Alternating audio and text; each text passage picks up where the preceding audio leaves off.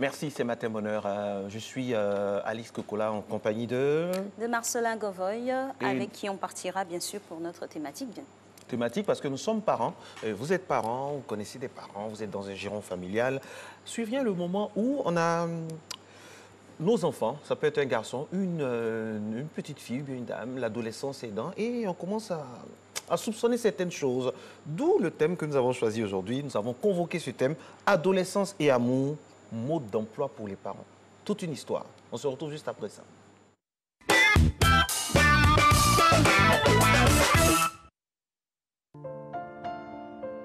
L'amour, durant la période de l'adolescence, est une étape de découverte affective qui débouche souvent sur le physique. Chez l'adolescent, la relation amoureuse est une étape de la conquête de son autonomie. Si la jeune fille et le jeune homme vivent cela différemment, les parents, eux, ne suivent pas toujours de loin ces aventures. Quand ils sont au courant, la vigilance reste de mise. Si mon enfant ado tombe amoureux, en tant que parent, la première chose, c'est de conseiller cet enfant. Je suis un parent qui aime être en contact avec ses enfants. Qu'on se parle, en fait, comme on le dit chez nous, amène-moi ce monsieur, bien amène-moi cette demoiselle avec qui tu es tombé amoureux pour qu'on puisse causer, discuter et s'en parler. Il faut prendre au sérieux une relation amoureuse entre ados parce que c'est une grande phase pour un adolescent. Il est dans un moment où il découvre tout de la vie. Donc, tomber amoureux, c'est une chose qu'il vient de rencontrer. Donc, si tu interdis à cet enfant-là d'avoir une relation amoureuse, devant toi, il va carrément dire qu'il n'y a pas de problème. Mais quand il sort, il sera obligé de se cacher à chaque fois pour avoir cette relation-là. Si mon enfant tombe amoureux à l'âge de l'adolescent, je lui donnerai des conseils. Le choc est souvent inévitable. Vouloir tout savoir sur tout, s'inquiéter, en effet, apprendre que son adolescent est amoureux ou amoureuse peut faire vivre toutes sortes d'expériences, pour la plupart douloureuses, dont on n'est pas sûr d'en sortir sans blessure morale.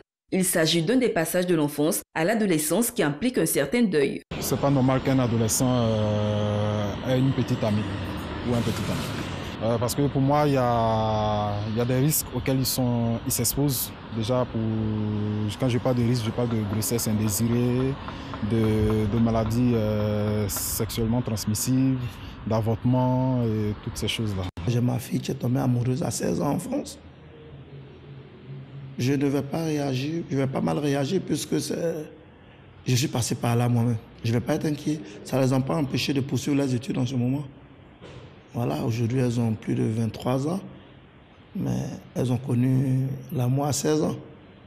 Voilà, je suis satisfait de leurs résultats, donc il n'y a pas d'inconvénient. Un ado amoureux, je peux donner comme conseil de prendre ses études au sérieux. Prendre ses études au sérieux parce que l'amour, comme on le dit, c'est quelque chose qui ne finit pas. Il n'y a pas d'âge pour tomber amoureux, puisque l'adage même dit même qu'en amour, il n'y a pas d'âge. J'étais en classe de CM2 et j'ai connu mon petit ami et aujourd'hui, on est toujours ensemble. Les adolescents de nos jours rêvent au grand amour et les médias, réseaux sociaux, télé-réalités, etc. participent à leur donner l'illusion que cela existe. S'ils ne parlent pas précisément de sexualité, les parents doivent cependant donner des repères dans le domaine à l'adolescent. Et voilà, on a l'image là d'une maman entourée de ses enfants, sûrement qui leur donne des conseils concernant l'amour. Le docteur est avec nous. Docteur Laura, bonjour. Bonjour Alix. Alors, bienvenue. Attention, mesdames et messieurs, à vos calepins. On va noter. Il y aura beaucoup à noter. On va noter parce que tout le monde est concentré dans ce studio et même chez vous à la maison. Alors, adolescence et amour, mode d'emploi pour les parents. Moi, d'abord, j'aimerais savoir, qu'est-ce que vous entendez par mode d'emploi pour les parents? Eh bien, mode d'emploi pour les parents, c'est-à-dire que faire quand on est parent et qu'on est confronté à une situation où notre adolescent est amoureux. Déjà, il faut dire que l'adolescent...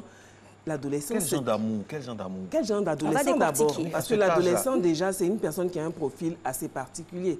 L'adolescent, il est fragile, il est perturbé, il est dépressif, il est subjectif, parce qu'il est dans le plein déni de certaines réalités, la rupture avec l'autorité et le schéma familial.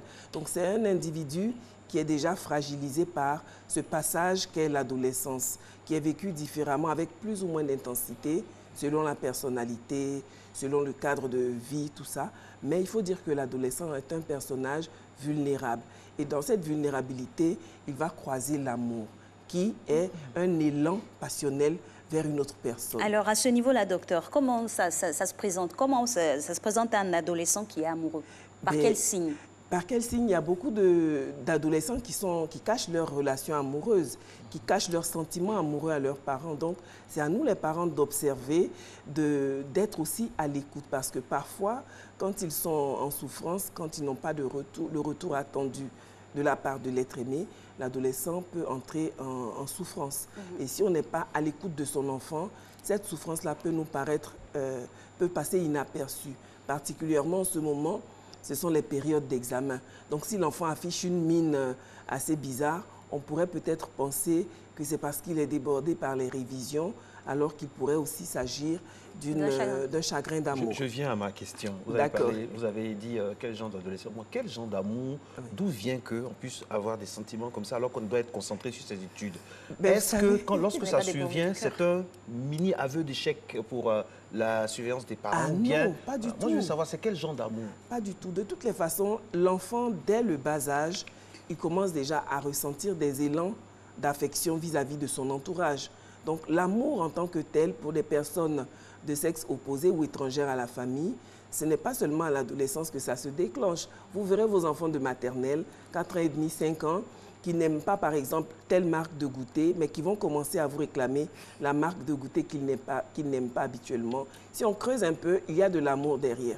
Quand vous allez demander à l'enfant, je pensais que tu n'aimais pas ce goûter, il va vous dire naïvement, c'est pour offrir à mon amoureuse. Donc l'amour commence bien avant l'adolescence. Seulement, à l'adolescence, nous avons affaire à des personnes qui sont déjà fertiles. Nous avons affaire à des personnes qui sont plus matures, qui sont plus informées aussi. Donc, qu'est-ce que l'enfant sait de l'amour? Et il ne faut pas se le cacher. Dans l'élan passionnel de l'amour, il y a un aspect sexuel qui est très important. Ah bon? Donc, l'enfant, s'il est dans cet élan d'amour qui n'est pas accompagné, peut commettre beaucoup d'erreurs. Donc, être à l'écoute, ne surtout pas interdire. Dans l'élément, nous avons vu un monsieur qui disait qu'il n'est pas normal qu'un adolescent tombe amoureux. Mais si l'adolescent ne tombe pas amoureux, à quel moment va-t-il faire ses armes? À quel moment va-t-il se construire? L'amour, le sentiment d'amour, le sentiment d'attirance fait partie de la croissance psycho-affective. Donc, c'est tout à fait normal qu'on ait des élans affectifs. Les parents ne doivent pas paniquer lorsqu'on a... C'est normal. Il faut juste vous rappeler, en étant parent, il faut juste vous rappeler vos 15-18 ans. Tout le monde a été amoureux, on a eu tous un amoureux ou une amoureuse secrète. Parfois d'autres plus tôt que d'autres, mais bon. Voilà, donc le sentiment, je parle du sentiment. Il y a beaucoup d'amour qui ont été tus parce qu'on trouvait que on était trop jeune ou alors parce qu'on avait peur d'avouer ses sentiments à l'autre. Mais ce sentiment d'attirance vis-à-vis d'une autre personne, nous l'avons tous connu. Donc, en tant que parents, il faut juste nous remémorer comment nous nous sentions et comment nous vivions cette attirance-là dont nous ne pouvions pas parler autour de nous parce que c'était tabou. Donc, si on répercute le tabou à notre tour avec nos enfants, on risque de les laisser livrer à eux-mêmes dans la mesure où, de nos jours, l'information est accessible. Tous les enfants, ou presque, ont un téléphone portable. Ils ont accès à l'information rapide, à l'information sans limite via les réseaux sociaux, via le net. Donc, en tant que parent, autant anticiper pour ne pas que l'enfant soit effrayé par ce qui lui arrive. Il faut dédramatiser le fait que votre enfant tombe amoureux. Dédramatiser sans banaliser, parce que c'est très important. La façon dont ces premières relations amoureuses vont être dirigées ou accompagnées, encadrées par les parents, peut être déterminante pour l'époux ou l'épouse que votre enfant sera plus tard. Docteur, comment ça se passe? Déjà, il faut être au fait de ce que l'enfant est amoureux. Il faut s'intéresser à lui. Il faut s'intéresser à lui, lui demander où tu en es. Est-ce que tu as une amoureuse? Allez comme ça tout de suite, ça passe. Vous pensez qu'ils vont donner une réponse? On l'appelle, il vient, il s'assoit et on lui... Vous pensez qu'ils vont... Moi, mon enfant va me regarder pour dire oui? Mais non, en fait, ce qui se passe, il faut observer le langage corporel de l'enfant. Quand vous touchez à un point sensible, vous avez un body language qui parle à la place des mots. Donc, déjà, l'enfant va être déstabilisé, perturbé. Il va vous fuir du regard. Dans l'anatomie, c'est à quel il vous fuit du regard, il peut baisser les yeux, avoir un sourire en coin et rester muet comme honteux. Moi, j'ai une tactique, docteur. J'ai une tactique, c'est-à-dire, j'ai que des filles. J'ai l'avantage, j'ai la grâce d'avoir que des filles, j'imagine. Hein. Donc, et quand elles doivent aller se laver, au début, on ne se cache pas. C'est des habits devant papa, il n'y a pas de souci. Mais à un moment, quand elles commencent à se cacher, à attendre que papa sorte, du coup... Mon cerveau tourne, hein. Puis j'imagine mais ça veut dire qu'est-ce qu'elles cachent? Ça veut dire qu'elles ont juste conscience que leur corps a changé. Parce qu'il ne faut pas se le cacher. C'est le même papa qui t'a lavé quand tu étais petite? Oui, c'est le même papa, mais maintenant, on commence à m'apprécier pour ma plastique. Donc, si on m'apprécie pour ma plastique, ça veut dire que mon corps a changé et que j'en suis consciente. Ça ne veut pas forcément dire que l'enfant est passé à l'acte, mais ça veut dire que l'enfant a pris conscience qu'il a des éléments corporels qui peuvent être des éléments de séduction.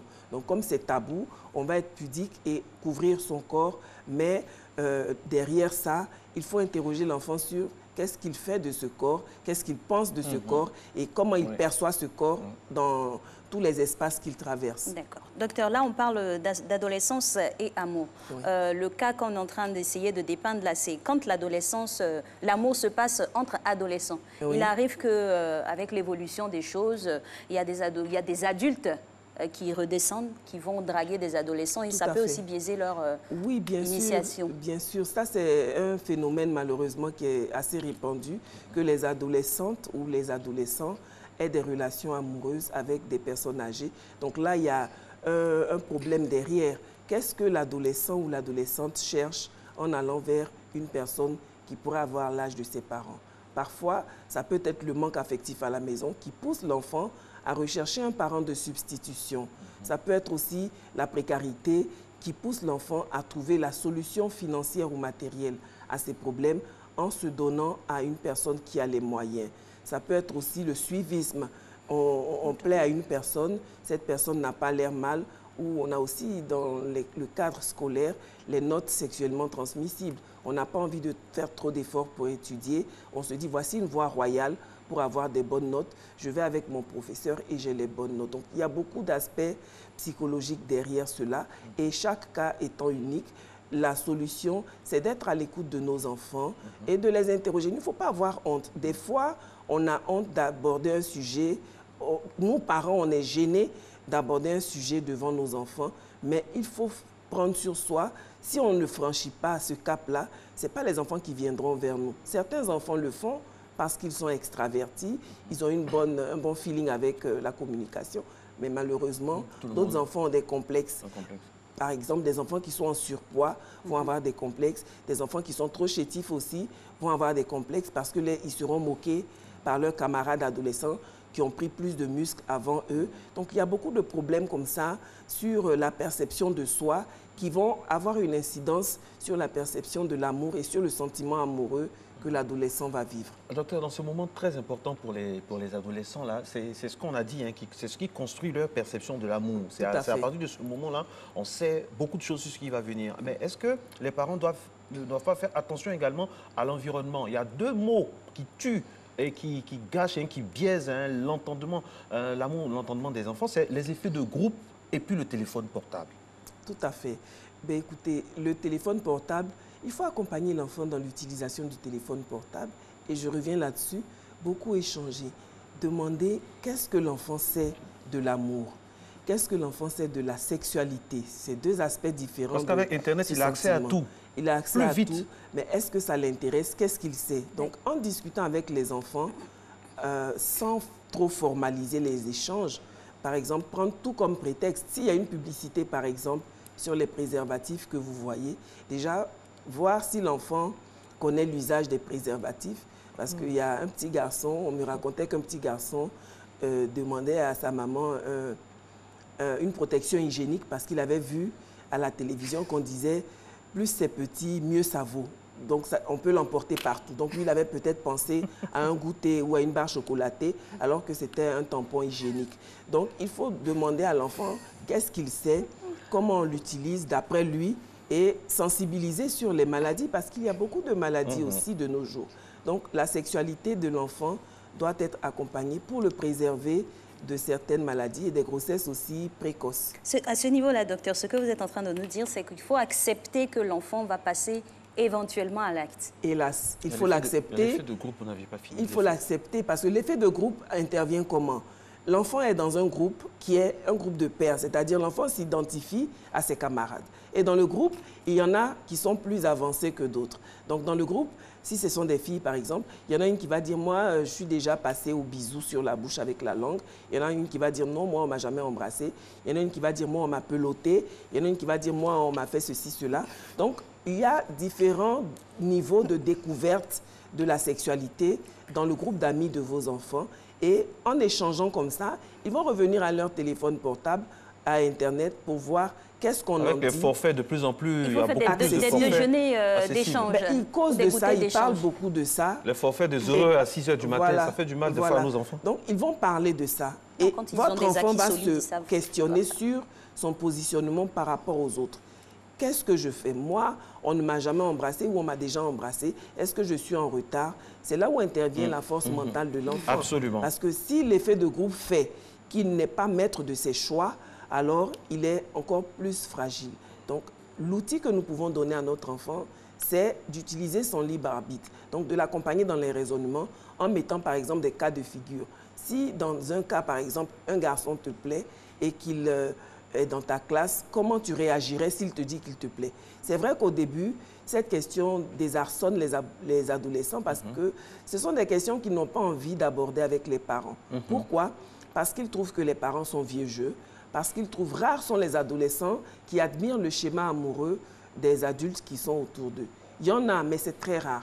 La plupart des adolescents, étant donné qu'ils remettent tout en cause, ils remettent aussi les schémas amoureux de leurs parents en cause. Donc, docteur, à ce niveau-là, j'ai envie de vous arrêter pour vous dire que c'est normal. L'adolescence, c'est rébellion. Hein. L'adolescence, on ne va jamais... C'est le déni. Voilà, c'est le déni, c'est toujours comme ça. Donc, on doit intégrer ça en tant que... Enfin, les parents doivent intégrer ça et solidifier le libre arbitre, là, déjà depuis la maternelle. Tout à fait. Par exemple, des fois, les parents, quand ils veulent mettre leurs enfants en garde contre des problèmes liés à la relation amoureuse, c'est souvent que les enfants leur renvoient à la figure leurs propres échecs ou ce qu'ils considèrent comme n'étant pas des modèles à copier dans leur relation amoureuse de parents.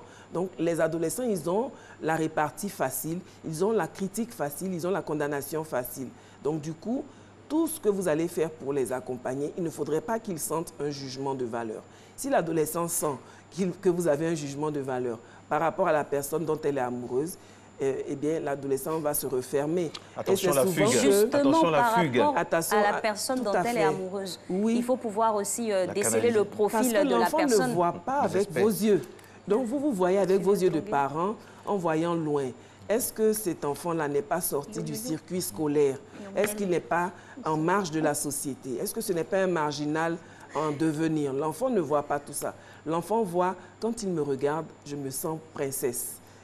Quelle que soit son apparence, quelles que soient ses origines. Alors, la question qui fâche, docteur, avant que l'émission finisse, parce qu'il nous reste 3 minutes. Est-ce que ça fait plus mal selon qu'on est papa ou maman?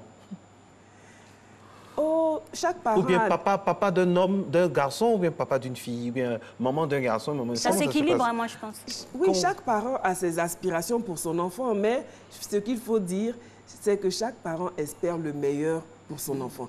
Malheureusement, votre meilleur n'est pas perçu comme meilleur par votre enfant. Et c'est là la difficulté, c'est là le dilemme. Parce que quand vous allez dire à votre enfant, qu'est-ce que tu trouves à ce garçon ou à cette fille, il va vous dire, tu ne peux pas comprendre. Dans le style, tu es trop vieux pour comprendre, tu ne connais pas le vrai amour. Parce quand vient le premier goumet dans l'adolescence, comment on doit gérer ça? Ah oui, parce que ça intervient très rapidement. Goumet, il ne faut surtout pas aller avec des phrases du style « je t'avais prévenu, pourquoi tu l'as suivi, c'est bien fait pour toi ». Non, il faut ouvrir vos bras à l'enfant pour qu'il se sente consolé et pour qu'il s'ouvre à vous. Si vous y allez avec la condamnation, les reproches, les réprimandes, l'enfant sera encore plus secret avec vous et il va plus se tourner vers son groupe d'amis qui vont l'orienter. Les amis vont l'orienter. La porte ouverte à d'autres choses. Exactement, parce que les amis eux-mêmes ont besoin d'orientation.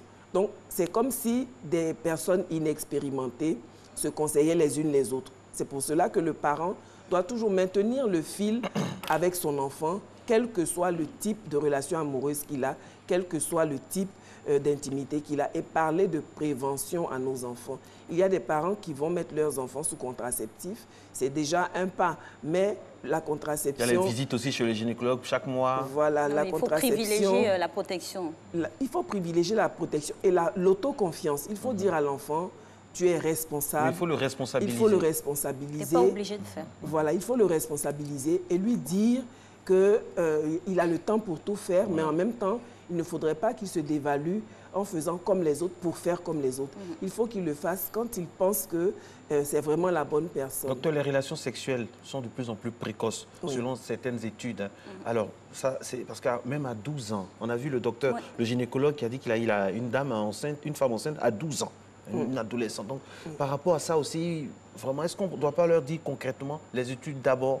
Il y a des valeurs à distinguer avec des vertus. Tous les parents disent des études d'abord, mais sur le terrain, l'appel du corps est différent. C'est un élan passionnel. C'est pas faux. C'est un élan passionnel. Donc, il faut pour cela assainir le cadre. Il y a des familles où les gens se promènent presque nus, les uns les autres, en bout de pagne. La maman est dans la maison avec le soutif dehors ou le sein dehors parce qu'elle est chez elle. Donc, il faut avoir une autre approche du corps, respecter son corps, présenter son corps, le préserver aussi. Respecter son corps pour mieux préserver son cœur. aussi, tout à fait, ça c'est bien dit. Et préserver aussi l'enfant en lui disant c'est normal ce qui lui arrive parce qu'il va avoir des angoisses liées à ce sentiment qui n'est pas partagé. Pourquoi j'ai un élan vers une personne qui a l'air d'être indifférente à mes sentiments? Ça peut rendre l'enfant très malheureux et le sortir même du cadre de l'école parce qu'il ne sera plus réceptif à tout ce qui se dit à l'école. Et échanger entre parents en tant que parents, tout à fait, échanger des expériences, mais sans mettre l'enfant au fauteuil blanc. Parce que si vous mettez l'enfant au fauteuil blanc devant vos amis, il va se sentir trahi et il ne sera pas content de partager avec vous. 7h25, c'est ici qu'on s'arrête, mesdames et messieurs, pour aujourd'hui, avec bien sûr la dextérité, la réalisation de M. Jacques Brou et de toute son équipe là-haut. Merci d'être resté en notre compagnie. Vive la famille.